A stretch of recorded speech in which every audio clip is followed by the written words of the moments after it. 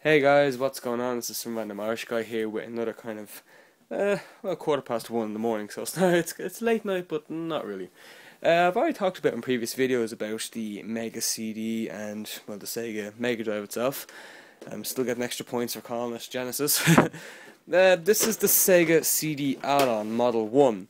Now, as far as my knowledge goes, these are pretty hard to come by, as opposed to the Model 2, which is a side-by-side clip-on, and it was mostly used for the Mega Drive Model 2. This one was primarily used for the Mega Drive Model number 1. But that's not really what I want to talk about today. I'm talking about the other add-on that Sega released for their whole list of add-ons to keep the Genesis alive for as long as they could. There I go, I called it the Genesis. It's this guy, the Sega Mega Drive 32X, or as it's formerly known as the Sega Clusterfuck. Now, this is what really annoys me about people when they rant about, oh, it's a cock-up, it uses 2 power supplies and whatnot. Look, just hear me out. They re-released this thing as an add-on. Now, just remember that word, it's an add-on. You don't have to buy it. They knew if they released a new system that they'll have to start from scratch and people will probably forget about their Genesis, which Sega did not want to happen. It's a lot similar like the PS1 and the PS2. I mean, people, when they had the PS1, thought it was the best thing ever. When the PS2 came along, people were thinking, oh, well, this is a new system. Bye-bye PS1. That's pretty much what the 32X was, and the Mega CD. All they were add-ons. Sega gave them to you in a way of saying, listen, try them out. If you don't like them, well, it's only an add-on. We're not trying to push you away from it. But then again, you can see the cock side of it, where it was, you know, Sega released the Mega CD first, going, oh, new optical CDs, the best thing ever. Yeah, CDs are the way forward. Why? Because they can hold more memory than cartridges. Isn't it great? Yay! But then they released this, and it's like, yeah, about that CD thing. Fuck it, we're going back to cartridges. The 32X. So anyway, here is the 32X itself. As you can see, this is the Mega Drive, which is the PAL format. And the underside here, you've got the pin connector with the outline Mega Drive format. Some vents on the side. Now, of course, this is compatible with the 32X games itself. Let's take Doom, for example. But it'll also play with your original Mega Drive games. A quick note to add that the power base converter, or the Master System converter, whatever you want to call it, the thing that plays Master System games, will not work on this. Reasons, I don't know why. There are also a list of some Genesis games, Mega Drive games, that will not work on this. If you want to be certain, go on to Wikipedia or a forum and find out exactly what it is. But apart from that, the Game Genie, that works on it as well too. This will play in both the Model 1 and Model 2. Now you want to make sure that when you buy one of these things, just keep an account that if you have a Model 1 and it looks like this, it's not going to fit in. Like let's see, for example, watch. You see it's just flapping around there, not going to fit in. Push as hard as you want. It has this spacer, this height booster, which came on it. This is for the Model 2. But take this off, keep it somewhere safe. And then this goes on the Model 1 like so. Lovely. I cannot on earth figure out how the hell these things go on. Now, I can get this one guy on. Look, I'll show you. Watch, this thing just goes on like so. Not exactly that much of a big deal. Right, there's one on, but this guy, forget about it. I can't get it on. And even if I have one on, it's just gonna, yeah, see, I barely tipped it and it fell off already. So I don't know, they say online on the forum lines that if you have them, you should use them, but you don't really need them, so I'm just going to take into account that you don't really need to wear them or put them on your system. Okay, so what will you need to hook up this true A piece of kick-ass fun? Well, you'll need a power strip, of course. Not that that's really going to help you, you might need 2. And 3 big, fat-ass, unnecessary, God knows why, AC adapters. Let's say, alright, you got the 32X. You want to plug that in, okay. Hang that off the end there. And okay, I want to play it's my Mega Drive, of course, so okay, I can just, yeah, okay, I can put that there. Maybe? No, okay, I'll put this one over here. Right, so okay, I got the Mega Drive and the 32X. We're cooking.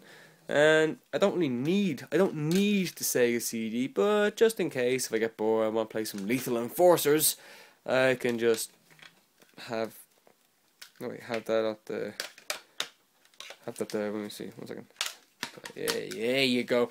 There you go. Have that at the ready. No, I can't. Okay, so I guess I'm stuck with only 2, for God's sake. This is so stupid. Why did Sega think this was a good idea? Oh my God. Yeah, okay, pretty much this, what you see before you, is probably one of the most main reasons why this piece of shit failed. And I'm talking about the 32X and the Sega fucking CD. That and its sheer shittiness amount of games. I'm talking about you, Sega CD. 32X, to be fair, did have some decent games, like Knuckles Chaotix and Doom, although the sound for Doom is pretty shit. So, just to recap, in case you haven't figured it out already, Sega CD, Sega Mega Drive, Sega 32X. Have them backwards so you can see the outputs. Here's all the wires that I'll be needing that are fed through, I should say. Okay. Alright. Where will I start first? Okay, first things first, I'll plug in the if I can reach it actually, sorry. I'll plug in the Sega CD just so I can have it as a backup. Right, okay. And I need to get power to the Mega Drive of course. And the 32X, that might be handy as well too. 32 fucking X. Okay, so already we've got 3 cables going to this thing. 3 power sources. I can't wait to see my electricity bill. Okay, now this is where it gets confusing now. This is the AV out, this is the AV in. It took a while for me to figure it out, but I think I have it off now. This is the AV out. So this is the cord, which looks like a Model 2 Mega Drive, by the way, and this will run to the back of a television. What it looks like is just bog standard RCA cables, you know, the red, white, yellow. So this end has red, white, yellow, goes back to your TV, you know the drill. So this will plug in to the back like so. An AV out. Make sure you remember that. The confusing part is you have this AV in. Now, as itself, technically speaking, everything should be working fine. I mean, think about it. You've got the Sega CD, which is connected via pins on the side to the Sega Mega Drive. And you think, oh, okay, the 32X is connected via, well, for one thing, being fucking inserted onto the top of the damn thing and having me to forcefully put those stupid pins in, which somehow make it worthwhile in protecting it. So you think all systems are good to go, right? Wrong. There's another cable. Why? Just one thing you have to keep in mind before you go and buy this weird cable, which I will be honest with you, they're not cheap and they're not exactly easy to find. If you want to go for the 32X and Model 2, you're going to end up getting a cable that looks like this. Very small little dinky cable. And on each end, they look the same. Don't forget the 32X and the Model 2 share the exact same pin connector. So what you'll most likely have is that to that. So okay, let's see if that will fit. So I've got the 32X lined up here. The AV in, this is where this wire would go. Right? And then we physically connect it to the the Model 1 has a different AV port, which means this cable is, repeat after me, useless. That's for the Model 2, so I had to go on eBay and fork over €9 for a special made cable. They don't sell these anymore, that's for sure. This is what you need. You need a Model 1 to Sega 32X cable adapter.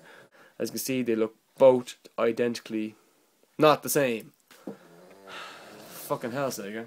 Why? I don't know. So, okay. Let's take this end, plug it in like so. Alright, and then this end, the big fat ass end, go into the back of the Mega Drive. So yeah, you can clearly see why this thing never really caught on. Your friends come over. Hey, you got a new 32X? Oh, cool, man.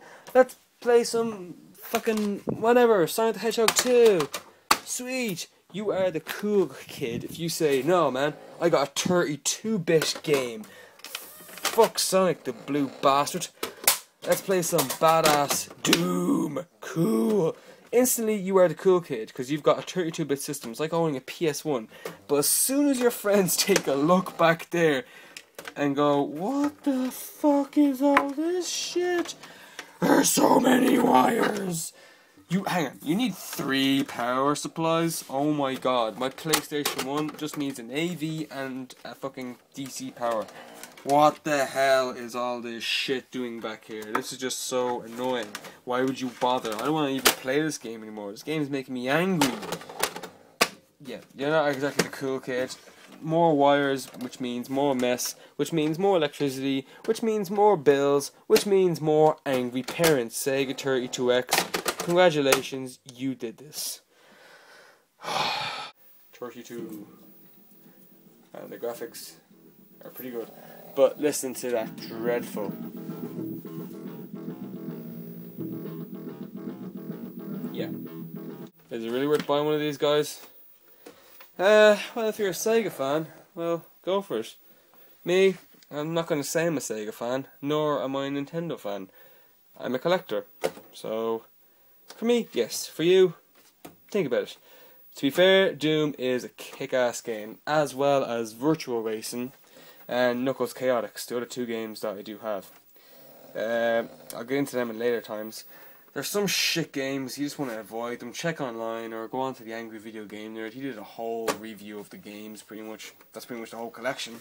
Stay away from the bad ones, keep to the good ones. If you can survive with all that hookup crap, then you should be good to go.